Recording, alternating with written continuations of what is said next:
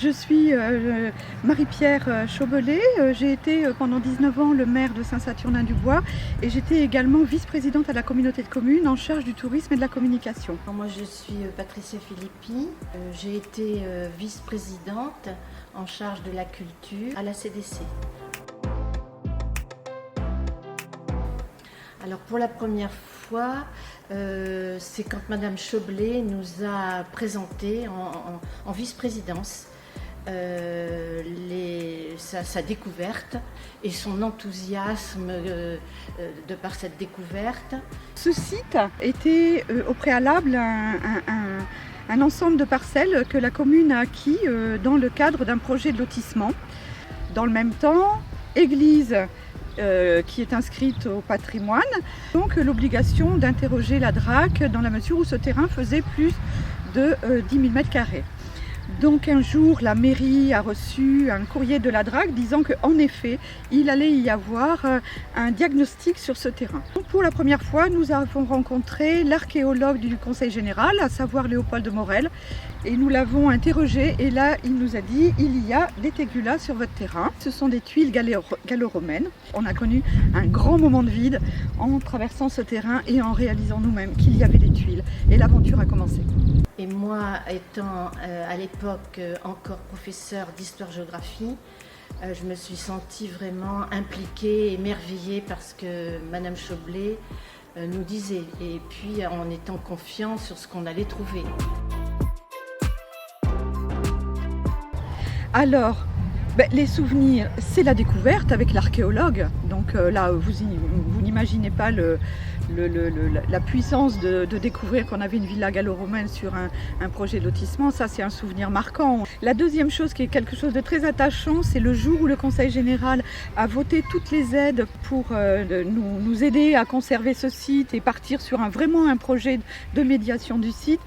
Ce jour-là, j'étais au Conseil général. Lorsque je suis revenue, eh bien, on a découvert une jolie petite intaille. Voilà, c'est un souvenir marquant. C'était le jour du vote, le jour où l'aventure commençait réellement. Le souvenir, c'est les apéros-fouilles. En fait, pour moi, ça a été assez intéressant parce qu'on s'est dit qu'il faut qu'on mette en valeur les services culturels de la communauté de communes. Et lors des apéros-fouilles, on a eu souvent le conservatoire au Nice Sud.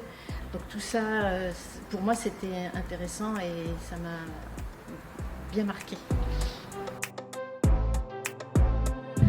D'abord, c'était une dynamique autour des élus parce que c'était vraiment la première chose à faire. C'était faire comprendre aux élus de la commune de Saint-Saturnin que le site avait un intérêt auprès des élus de la communauté de communes, auprès des élus du Conseil général, parce que de toute façon, ce site-là, on ne pouvait pas le conserver si tout le monde n'était pas partenaire. Après, une fois tout ça mis en place, tout l'intérêt, c'est d'avoir un lieu de visite, d'avoir un lieu éducatif, d'avoir un lieu où il se passe des animations tout le temps.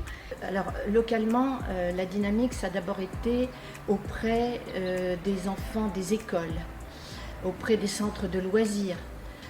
La communauté de communes au Nice Sud a eu une dynamique au-delà du local, une reconnaissance de l'État, une reconnaissance du département qui a beaucoup aidé et soutenu toute cette valorisation du site. Et puis toutes les compagnies culturelles. Le site, c'est pas un site figé et c'est ça qui est le plus intéressant à l'heure actuelle. Alors son atout, c'est peut-être sa ruralité. Voilà, parce que tout le temps, on a été très bien conscient qu'on était dans un village rural qui n'a pas des moyens dispendieux. Et donc, toutes les animations que l'on a faites ont également été comme ça, des animations ou des investissements, des aménagements raisonnables. Voilà. Puis l'atout du site, c'est cette valorisation culturelle, mais c'est aussi la valorisation paysagère. Donc ça, je trouve que c'est formidable.